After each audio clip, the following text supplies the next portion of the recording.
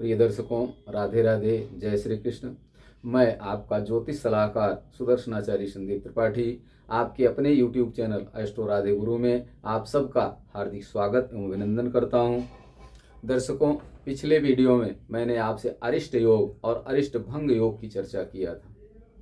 इसी कड़ी में आज हम एक नए सूत्र के साथ आपके साथ डिस्कशन करेंगे। सूत्र है हमारा, यदि लग्न में शनि हो, अष्टम भाव में चंद्रमा हो और तृतीय भाव में गुरु हो तो जातक को मृत्युवत कष्ट होता है। आइए देखते हैं। लग्ने भास्कर पुत्रस्य निधने चंद्रमा यदि तृतीयस्थो यदा जीवा स याति यम मंदिरम। अर्थात लग्ने भास्कर पुत्रस्य, लग्न में भास्कर पुत्रस्य सूर्य पुत्र शनि हो, निधने चंद्रमा यदि और अष्टम भाव में चंद्रमा हो। निधन माने मृत्यु स्थान, अष्टम भाव को मृत्यु भाव के नाम से जानते हैं। तन धन सहज सुख सुत रिपु जाया मृत्यु, तो अष्टम भाव मृत्यु स्थान। निधने चंद्रमा यदि, निधन भाव में चंद्रमा हो, अष्टम भाव में चंद्रमा हो। तृतीयस्थो यदा जीवा, तीसरे भाव में बृहस्पति हो। तीसरे भाव में कौन हो? बृहस्पति हो, गुरु हो। स याति यम मंदिरम, ऐसा जातक मृत्युवत कष्ट प्राप्त करता है या मृत्यु का भागी होता है। दर्शकों, कई बार आपने देखा होगा कि जन्म के बाद कई प्रकार की बीमारियां घेर लेती हैं बच्चे को, चाहे वो बालक हो चाहे बालिका हो, अनेक प्रकार की बीमारियों से घिर जाता है जन्म लेते ही। कई बार कोमा में चला जाता है, निमोनिया हो जाती है और कई बार बच भी नहीं पाता। ये स्थितियां कब उत्पन्न होती हैं? ये स्थितियां तब उत्पन्न होती हैं, उनमें से एक है जब शनि लग्न में हो, अष्टम भाव में चंद्रमा हो और बृहस्पति तृतीय भाव में हो और शुभ ग्रहों की युति और दृष्टि इन पर न हो। इनके साथ में शुभ ग्रहों की युति और दृष्टि न हो, तभी ये योग फलीभूत होता है, ये योग बनता है। लेकिन दर्शकों, क्या शनि अगर अपनी राशि में लग्न में मजबूत होकर के हो, मकर या कुंभ में हो, तो भी ये स्थिति हो सकती है। अरिष्ट भंग योग में मैंने आपसे चर्चा किया था कि लग्नेश यदि बली होकर के केंद्र में है तो समस्त अरिष्ट का भंग हो जाता है, अरिष्ट भंग हो जाता है। तो अगर मकर में शनि होगा, अपनी राशि में होगा तो बलवान होगा, अगर कुंभ में होगा तो और बलवान होगा, अपनी मूल त्रिकोण राशि में होगा, लग्न में होगा, तो ऐसी स्थितियां नहीं होंगी। मृत्युवत कष्ट हो सकता है लेकिन मृत्यु नहीं हो सकती, क्योंकि लग्नेश बली होकर के केंद्र में होगा। अब अगली स्थिति हम देखते हैं। अगर तुला लग्न में है, यहां मान लीजिए शनि, क्या तुला लग्न में शनि होगा तो मृत्युवत कष्ट होगा या मृत्यु हो सकती है जातक की? ये देखिए, यहां मान लिया तुला लग्न है, यहां कौन सी लग्न है? तुला लग्न। तुला में शनि उच्च का होता है। अब तुला, वृश्चिक, धनु, मकर, कुंभ, मीन, मेष, वृष, मिथुन, कर्क, सिंह, कन्या, इस प्रकार से राशियां होंगी। तुला लग्न के लिए राशियां इस प्रकार से होंगी हर भाव में। अब यहां देखिए, शनि उच्च का है लग्न में और शनि कहां का मालिक है? शनि चतुर्थेश और पंचमेश है। अर्थात तुला लग्न के लिए शनि परम योग कारक है और अपनी उच्च राशि में होकर लग्न में बैठा हुआ बहुत मजबूत है। क्या ऐसी स्थिति में लग्न में शनि हो, तृतीय भाव में बृहस्पति हो और अष्टम भाव में चंद्रमा हो, चंद्रमा भी यहां देखिए अपनी उच्च राशि में वृष में बैठा हुआ है, तो क्या ऐसी स्थिति में जातक को मृत्युवत कष्ट मिलेगा या मृत्यु हो सकती है? बिल्कुल नहीं हो सकती। क्यों? क्योंकि शनि उच्च का होकर के परम योग कारक होकर के लग्न में बैठा हुआ है, मजबूत है। शनि पापक ग्रह है, शनि क्रूर ग्रह है, लेकिन शनि अगर अच्छा हो कुंडली में तो दीर्घायु प्रदान करता है, धन धान्य से परिपूर्ण करता है जातक को हर प्रकार का सुख शनि देता है, शनि न्यायाधीश बनाता है। तो दर्शकों, अगर तुला लग्न की कुंडली है तो ये योग घटित नहीं होगा, ये सूत्र घटित नहीं होगा। ये सूत्र कहां का है? बृहत पाराशर होरा शास्त्र, बृहत पाराशर होरा शास्त्र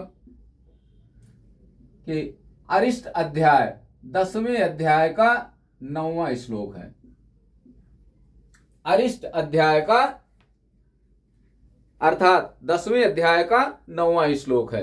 महर्षि पाराशर जी ने लिखा है कि लग्ने भास्कर पुत्रश्च निधने चंद्रमा यदि तृतीय स्थो यदा जीवा स याति यम मंदिरम। लग्न में भास्कर पुत्र शनि हो, निधन में चंद्रमा हो और तृतीय भाव में गुरु हो तो जातक यम मंदिर को जाता है, अर्थात यमलोक का अधिकारी होता है। लेकिन दर्शकों, आगे उन्होंने ये भी लिखा है कि लग्न में अरिष्ट भंग योग में उन्होंने लिखा है 11वें अध्याय में कि अगर लग्न में शुभ ग्रह हो या लग्नेश बली हो, केंद्र में लग्नेश बली होकर केंद्र में हो तो समस्त अरिष्ट का नाश हो जाता है, अरिष्ट भंग हो जाता है।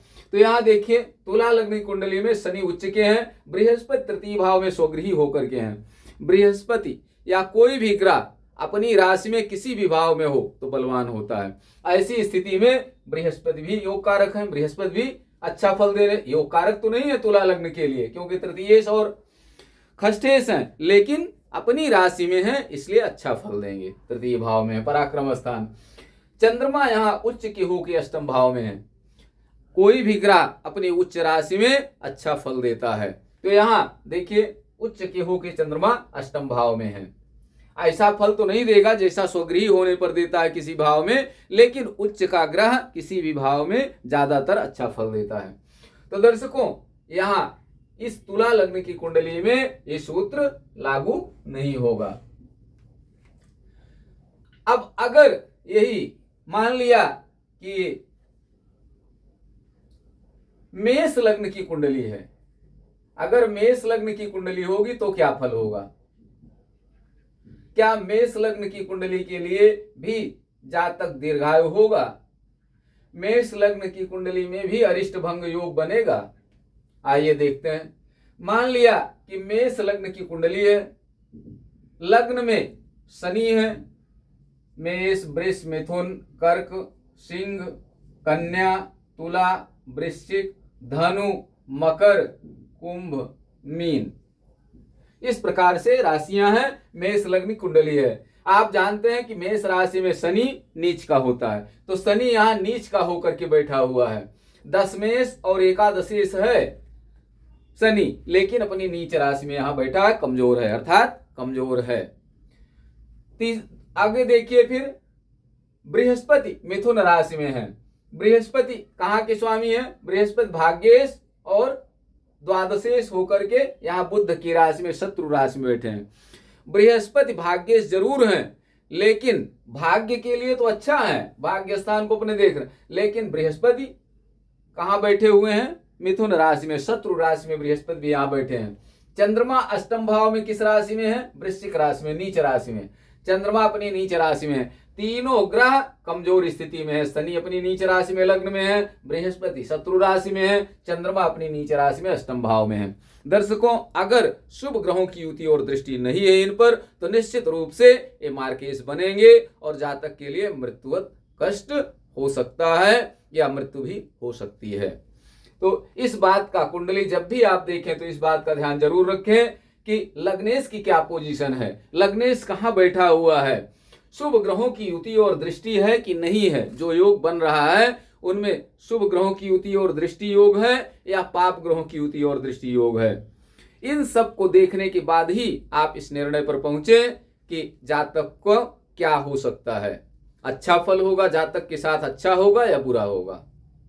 दर्शकों, अरिष्ट योग और अरिष्ट भंग योग की मैंने कई वीडियो में विस्तार से चर्चा किया और आगे भी अभी इसकी चर्चा करेंगे हम, ताकि ये बात क्लियर हो जाए, क्योंकि कुंडली में महत्वपूर्ण है कि कहाँ कौन ग्रह बैठा हुआ है और उसका फल क्या है, अरिष्ट योग है या अरिष्ट भंग योग है। कई बार मार्केश की दशा चल रही है कुंडली में, लेकिन लग्नेश बली होकर शुभ ग्रह होकर लग्न में बैठा हुआ है या केंद्र में शुभ ग्रह एक से अधिक बैठे हुए हैं, तो क्या मृत्यु हो सकती है। ऐसी स्थिति में आप जब तक अरिष्ट योग और अरिष्ट भंग योग को विस्तार से नहीं समझेंगे, अच्छी तरह नहीं समझेंगे, तब तक आगे फलादेश नहीं कर पाएंगे। इसलिए इस पर हम और भी आगे अभी विस्तार से चर्चा करेंगे। पीछे की चीजें हम रिवाइज भी करते रहते हैं बीच बीच में, ताकि पुरानी चीजें आपके ध्यान में बनी रहें। आज यहीं तक, अगले वीडियो में फिर हम आपसे मिलेंगे। तब तक के लिए आप सबको राधे राधे, जय श्री कृष्ण। आप सब स्वस्थ रहें, मस्त रहें, हंसते मुस्कुराते रहें।